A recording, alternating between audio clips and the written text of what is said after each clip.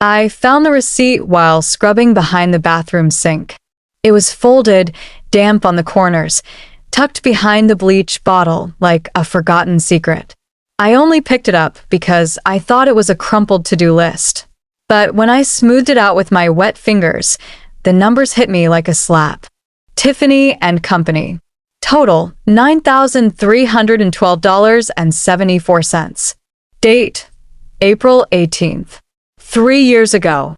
3 years ago. Hector and I had only been together for 2. I remember sitting on the cold tile floor, that piece of paper shaking in my hand. I wanted to scream. I wanted to believe there was a logical explanation. But all I could hear was the echo of him asking, "Will you marry me?" On that cliff in Newport. Just 3 weeks ago. The ring had been in his pocket long before I ever entered his life. I was not his first choice. I was not even the second. But I would be his last. Before I take you deeper into this story, thank you, truly, for being here. To my incredible subscribers, I see you, I appreciate you. And to every new or returning viewer who has not yet hit that subscribe button, I hope you will.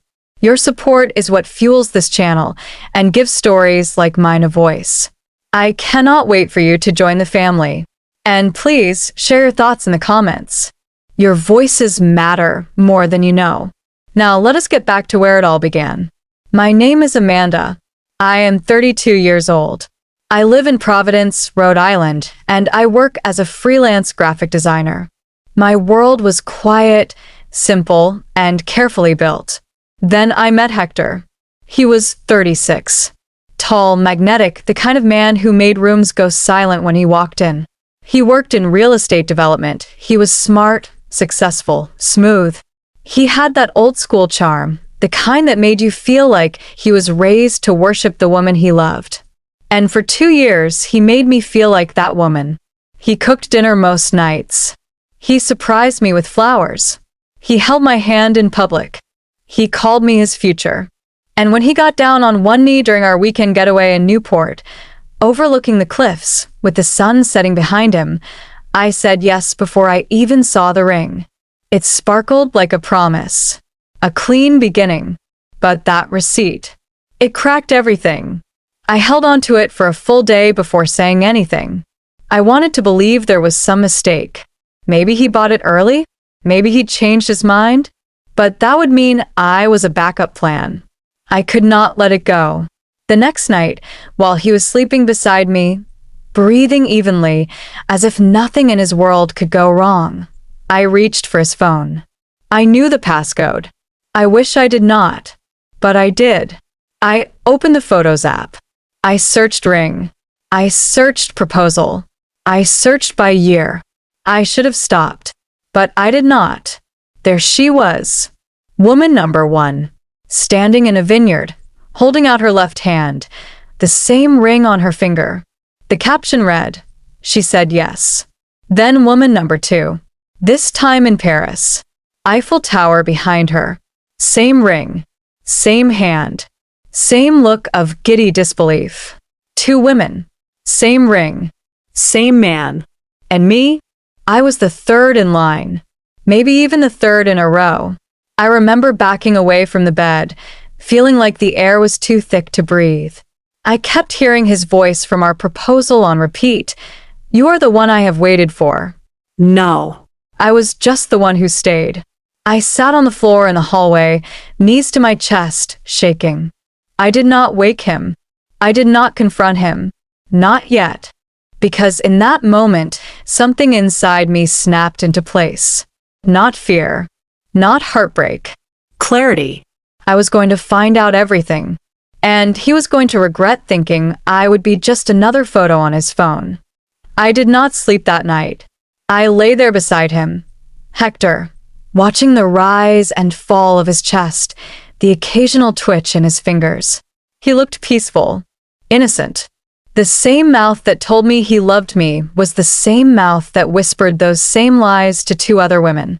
My heart was pounding, but my mind was sharper than it had ever been. I was not going to let this destroy me.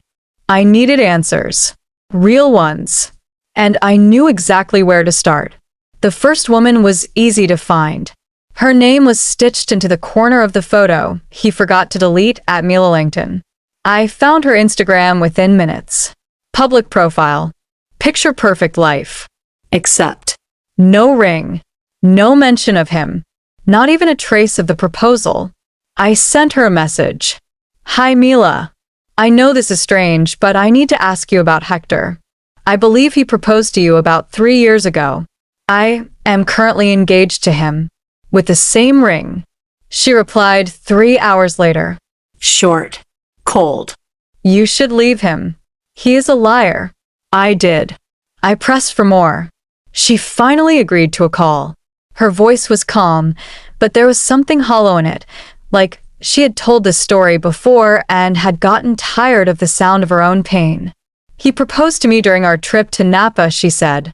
Everything was perfect. But 3 months later, I found out he was still seeing his ex and meeting women from dating apps while I was at work. When I confronted him, he blamed me, said I was suffocating him. I gave the ring back and left. She paused, then said quietly, I always wondered if he used that same ring again. He did. Twice. After we hung up, I scrolled deeper through Hector's phone. I found messages with a second woman. Her name was Clara. The texts were older, but still backed up on cloud storage. He had written to her, You made me believe in love again. Then 3 weeks later, I need space. This is moving too fast. Same script. Different woman.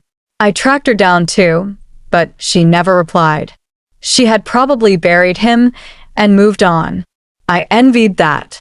The more I uncovered, the more my memories began to twist. All the little things I had brushed off before suddenly looked like red flags painted in bright neon. The way he always turned things around during arguments. The way he needed constant reassurance. The way he never let me meet certain coworkers. The way he rushed the proposal, like he was trying to beat a deadline. I remembered one night in particular, just a few months into our relationship. I had asked him why he never talked about past relationships. He smiled and said, Some things are better forgotten. No. Some things were better hidden. I had been living in a fairy tale, but he had been the one writing the script. And he was just recycling lines from one failed chapter to the next. So I made a decision. I would not leave. Not yet. I would smile. I would kiss him. I would act like the perfect fiancé. And while he played house, I would be planning my way out. Not just out, but out with the kind of ending that he would never forget. He wanted to play games. But I was going to flip the board. For 2 weeks, I played the role of the blushing bride-to-be. I smiled when people congratulated us. I posted the ring on Instagram. I cooked his favorite meals. I even booked our venue tour and acted like I was planning the wedding of my dreams. And every morning, I kissed him goodbye while secretly wanting to scream. But while Hector thought he had won again, I was already in motion. I started by copying everything on his phone. Photos, messages, call logs, even a hidden email account I discovered after syncing his backup to my laptop. I found conversations with 4 other women. Nothing serious, just enough to confirm the pattern. Hector never stopped hunting, even while promising me forever. Next, I met with a lawyer. Not because we were married, thank God, but to learn my rights. We lived together in my condo. Everything in it was mine. I wanted to make sure that when I ended this, there would be no legal way for him to twist the story and cling to anything I owned. I transferred all my money into a new bank account under my name only. I backed up my business files and changed every password. I told 2 close friends what was going on and asked them to be nearby when I pulled the final thread. But the real turning point came when I discovered Hector's active dating profile under a fake name, of course. Same photos, same smile, same tired line. Looking for the one. I screenshot everything. I even matched with him. I sent him a message pretending to be someone new. He responded in under an hour, flirtatious and slick, not realizing he was talking to me. That was the final nail. I decided to end it publicly. Not for revenge, but for truth. For clarity. For freedom. I planned a dinner with his family. A small celebration of our engagement. His mother, his sister, 2 cousins. He was excited. He had no idea I had already spoken to Mila, or that I had messages printed, photos backed up, and the original receipt tucked inside my purse like a weapon. Halfway through dinner, after the wine was poured and the laughter had reached its peak, I stood up. I raised my glass.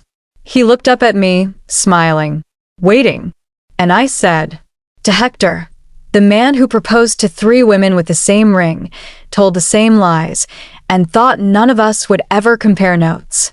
The room fell silent. I placed the receipt on the table, then the photos, then the printed messages. I watched as his mother's face turned to stone. His sister gasped.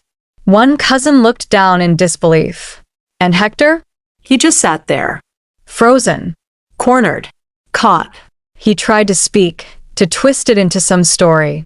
But I did not give him the chance. I simply turned, walked out, and left him with the mess he created. I blocked his number that night, changed the locks the next day, deleted every trace of him from my life. And then, finally, I cried. Not for him, but for the version of me who had believed in him. It took months to heal. I went to therapy. I rebuilt my routines. I even went on a few dates, slowly, carefully, with boundaries. But I never forgot. Hector tried to recycle love like it was trash. But I refused to be discarded. He may have rehearsed his lies on others, but I was the one who ended the performance for good. And that was the day I stopped being the victim and became the survivor. Drop your thoughts below. Would you have exposed him the same way? Or walked away quietly? I want to hear your take. Please leave a comment, like the video, and do not forget to subscribe if you have not already. Your support helps bring more real stories like this to life. Until next time, stay safe, trust your gut, and never settle for being someone's option. You are worth more than that. Subscribe, like, comment, and share.